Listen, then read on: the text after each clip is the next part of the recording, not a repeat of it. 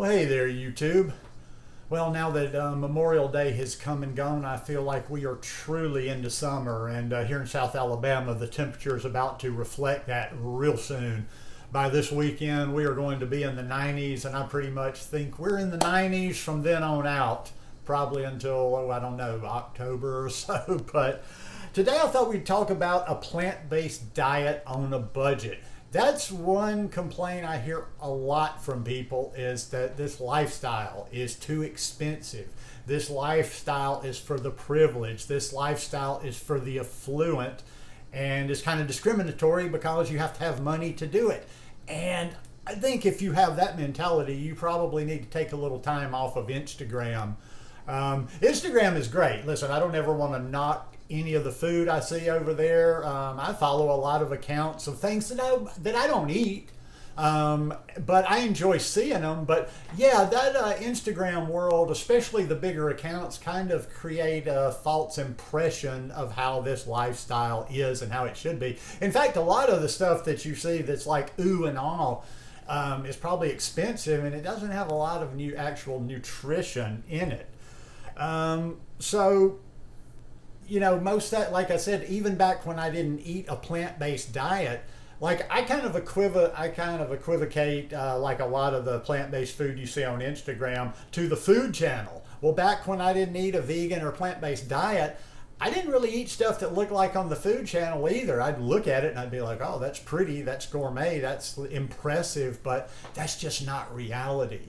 And a lot of those dishes that you see on any of your accounts out there just aren't reality. They taste good, nothing wrong with them, nothing wrong with anything you can afford. But I just like to stress that there is a way, even if you're watching, watching the money. One thing is basics. Buy basics. If money is a concern, you really need to probably be a little bit more focused with your shopping, and I'm not. You probably should be a little less willy-nilly. But when it comes to that, I say buy a lot of the basics. And here's why I say plant-based diet. You know, if it's not all about raw all the time. Now you can do that if you can do raw on a budget. But what I'm actually talking about is the plant-based and for everybody. And when I'm talking about basics, I'm talking about things like potatoes, sweet potatoes. I'll just talk in my circumstances here in the dirty, dirty, deep South. Things like sweet potatoes. If you're in a lot of, like maybe you're down in Latin America, where I lived in Costa Rica for 18 years. Now, one thing down there is I don't really eat rice. I'm not like a snob about rice. I'm not like, ooh, rice, this and that. It's just like, I've just never been a huge rice person, so I don't eat rice. But, you know, living in Central America, I saw the staples that people ate, and I saw how people bought. And it was common, like in any little town in Costa Rica, you could buy a 50-pound bag of rice. What I'm getting at is you have to do what you have to do to make things affordable for you. So you can buy things in bulk. I've got a couple of stores in my area, probably I can think of 2, maybe 3, and I'm in a very small rural area in Alabama where I can buy bulk things like beans, organic. I can buy organic black beans. I can buy organic green split peas. I can buy about 6 different types of beans organic at a ridiculously low price because I'm buying by the pound. So think like that. When you're buying in bulk, you're going to save a little bit of money. Some of the things that I show you here that I eat a lot, you might think that's something that's a little bit more expensive or something maybe, that wouldn't be cost effective. But like the sprouts and the microgreens, if you figure out what you're doing and get your system down, sprouts are very inexpensive. And that but for your buck, you can't get much better nutrition than these broccoli sprouts and these lentil sprouts. The same with the microgreens. The microgreens, it costs very little. I just grew my first tray recently. And also too, somebody had asked me again for a follow-up. No, I'm not going to do any more videos on microgreens because it turned out to be a little bit more expertise than I thought. So go see Nate Lissa's husband. He's on Instagram. I'm sure he's got a channel here, and get his book. I've got his book. I go by his book now because it tells me step by step by step. And if I'd have got his book in the beginning, I wouldn't have wasted so many, okay, I did this one, it failed. Okay, so I wasted these seeds. But the point being is I grew a tray of speckled pea microgreens, and I couldn't even use all of them because this was massive amounts of stuff. And that whole tray probably cost me, to make it, put it in perspective, that whole tray probably cost me $3 or $4 to produce. And based on prices I've seen at farmers market, that was about $50 or $60 worth of microgreens on that tray. So good return on your investment, so to speak, with the sprouts and the greens. And it gives you, like I say, gives you some next level nutrition. Frozen. A lot of areas you got to do what you got to do. I've gotten a little bit less snobby about buying frozen fruit in the grocery stores, especially since I got to where I can shop at Publix all the time. I just find that I can buy big bags of frozen blueberries, things like that. And it's very economical to buy in bulk like that. Think about the frozen, think about doing some of the sprouting and the microgreens, and also think about anything that you can grow, The next step might be, and I'm not, like I say, I've been living in this location for 2 years and I still don't know what the hell my future's going to be. But I've gotten real close a couple of times to buying one of those towers that you can put in your house, and that you can buy lettuce, that you can grow lettuces and other greens. Like you can grow lettuces, you can grow kales, you can grow arugula, you can grow whatever.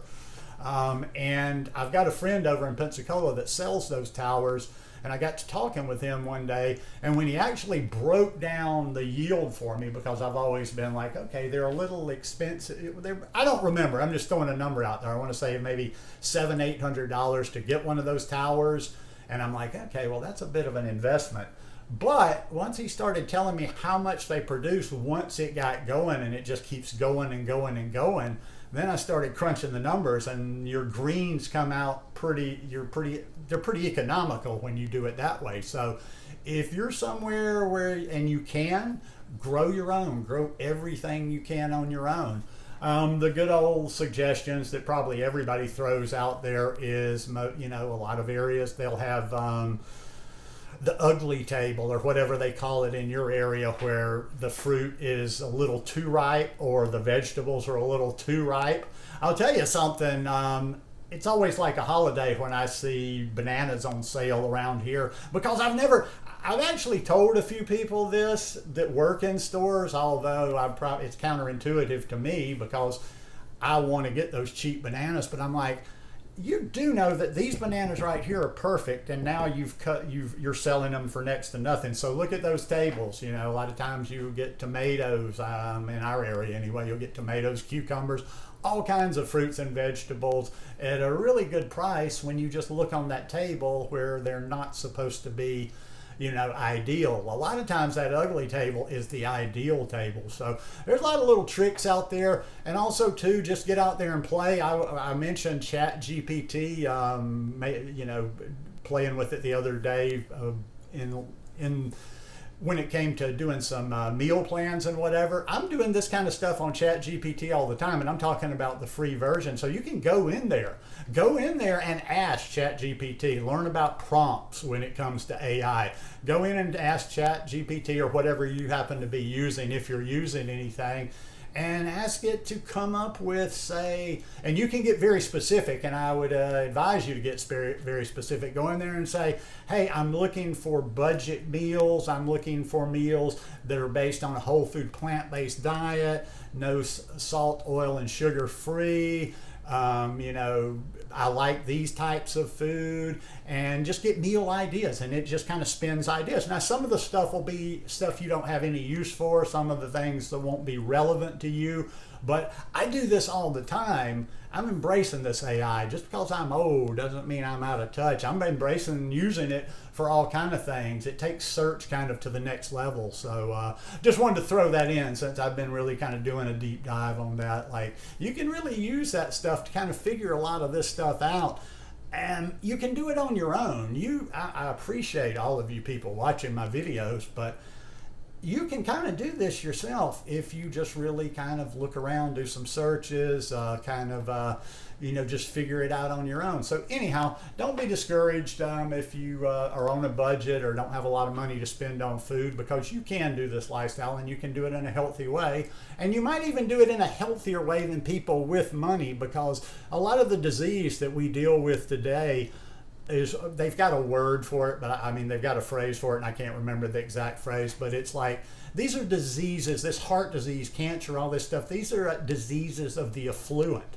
Back before we had all this processed food, the drive-thrus, the fast food, the garbage, the processed stuff, you didn't see as much of this stuff. And in a lot of countries and in a lot of civilizations in the past, poor people were actually healthier than the rich people, because the rich people were able to afford and eat better food. Not better for your body though. So anyhow, hope you guys enjoyed this video today. If you like it, please give me a thumbs up, and I'll see you here later in the week. Peace.